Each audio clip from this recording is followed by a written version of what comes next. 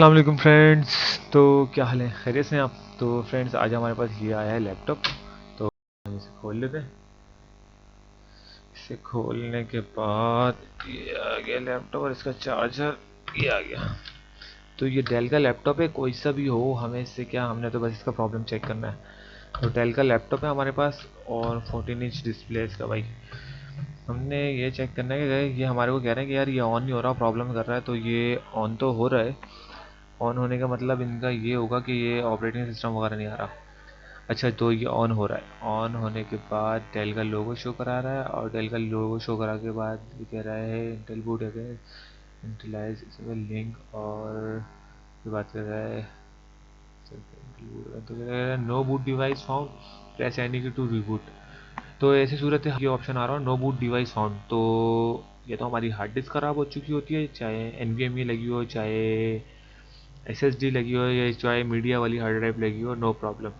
तो जब भी नो बूट डिवाइस फाउंड आ रहा हो या प्रेस यानी कि टू रीबूट द मशीन आ रहा हो, तो आप इसे इंटर करके दोबारा से चेक कर लें। जब आप इंटर करेंगे तो मेरे ख्याल से वापस यही एरर आएगा और कुछ भी नहीं आएगा।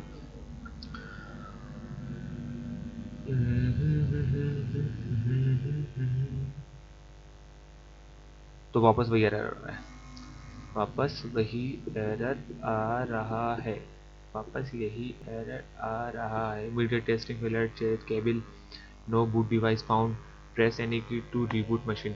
जब भी ये आएगा तो हमारे जहन में सिर्फ सीधा सीधा ख्याल ये आएगा कि यार हमारी या तो हार्ड ड्राइव ख़राब हो गई है या हमारा ऑपरेटिंग सिस्टम करप्ट हो गया। तो लोग यूएसबी लगा के फटाफट इंस्टॉलेशन करना शुरू करेंगे और अपने लैपटॉप को या पीसी को खोल के अपने हार्ड ड्राइव के अटैचमेंट चेक करेंगे। यकीनन आप सब यही करेंगे और ज़्यादातर लोग यही करते हैं। तो सबसे पहले हम सबसे बड़ी गलती यही करते हैं, क्योंकि हमारे ऑपरेटिंग सिस्टम के अंदर हमारे बहुत सारे सॉफ्टवेयर, सारी सेटिंग्स पहले से मौजूद होती हैं, वो चली जाती हैं, वेस्ट ऑफ टाइम, हमारा टाइम वेस्ट हो जाता है। और number two, boot device, no boot device found, हम हार्ड ड्राइव निकाल देते हैं, दूसरा हार्ड ड्राइव लगाते हैं, पैसे का ज़ाया। तो ये सब कुछ करने से पहले पहले हमें मशीन के अंदर चेक कर लेना चाहिए कि हमारी मशीन की ड्राइव सही भी है या नहीं है, या डिटेक्ट हो भी रही है कि नहीं हो रही।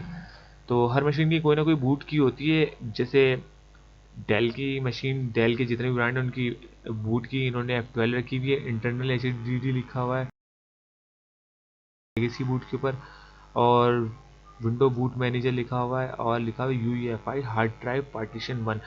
यहाँ पर इसने 3-4 जगहों पे हमें हार्ड ड्राइव की सेटिंग्स दिखा दी और यहाँ पे लिखा हुआ है हार्ड ड्राइव पार्टीशन 1 भी आपके पास मौजूद है। तो इससे ये साबित होता है UEFI बूट के नीचे जो लिखा हुआ है UEFI हार्ड ड्राइव पार्टीशन 1 से, कि यहाँ पर हमारे पास हार्ड ड्राइव तो बूट है। तो पहले वाला इसका मतलब ये था कि आप मेरे पास कोई बूटेबल डिवाइस नहीं है, ये मतलब नहीं कि आपकी हार्ड ड्राइव ही नहीं है।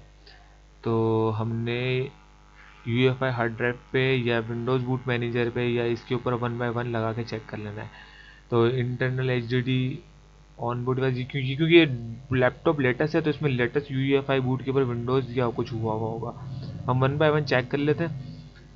UEFI बूट पार्टीशन 1 पे मैंने क्लिक किया तो ये देखें ऑपरेटिंग सिस्टम मेरा रन होना शुरू हो गया। और जबकि जैसे ही मैं पीसी स्टार्ट कर रहा हूँ तो पीसी ऑपरेटिंग सिस्टम पे नहीं जा रहा।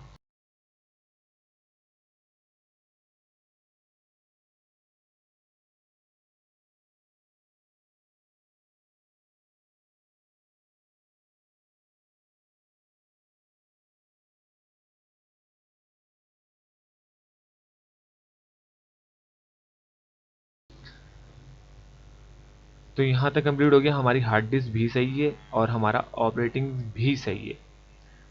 अगर आपके पास देखें, अगर आपके पास अगर आपके पास पीसी ऑन करने के बाद पीसी ऑन करने के बाद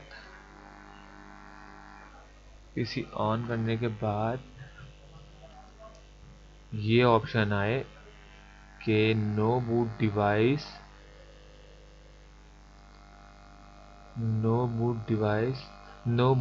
found, press any key to reboot the machine. तो आप ये ना समझें कि आपका ऑपरेटिंग सिस्टम करप्ट हो गया है, और आप ये भी ना समझें कि आपका हार्ड ड्राइव ख़राब हो गया। पहले आप अपने बायोस की कॉन्फ़िगरेशन को चेक कर लें कि किसी वजह से आपके बायोस का कॉन्फ़िगरेशन आउट तो नहीं गया। अब देखें, जैसी मशीन स्टार्ट करता हूँ ये सामने आ जाता है। अब मैं इसे चेंज करता हूँ और F12 प्रेस करता हूँ या F12 प्रेस करता हूँ, और सॉरी फिर से वही आ गया। F12 प्रेस करूँगा तो यहाँ पे क्या लिखा हुआ आ रहा है, UEFI हार्ड ड्राइव पार्टीशन में जब हम क्लिक करते हैं, जब हम इंटर होते हैं इसके अंदर, तो हमारा विंडोज़ स्टार्ट हो जाता है। तो हमने जाना है बायोज में, यहाँ लिखा हुआ अदर ऑप्शन, बायो सेटअप पे आएंगे। बायो सेटअप पे आने के बाद बूट सीक्वेंस पे हम देखेंगे क्या हुआ है, लेगेसी और UEFI। तो ये क्या होना चाहिए, और यहाँ पे लिखा हुआ है एडवांस अनेबल लेगेसी रोम। बूट सेटअप में हमारे पास UEFI होना चाहिए। UEFI को हम सिलेक्ट करेंगे तो यहाँ पे लिखा हुआ है विंडोज़ बूट मैनेजर और UEFI पार्टीशन 1। हम कर देंगे यहाँ पर इसको add boot option, delete option. Windows boot manager को हटा देंगे, सिर्फ और सिर्फ इसको रखेंगे। अप्लाई करेंगे, save custom user setting, okay. तो ये सेटिंग सेव हो गई हमारी। फिर हम एग्जिट करेंगे। अब देखते हैं क्या होता है।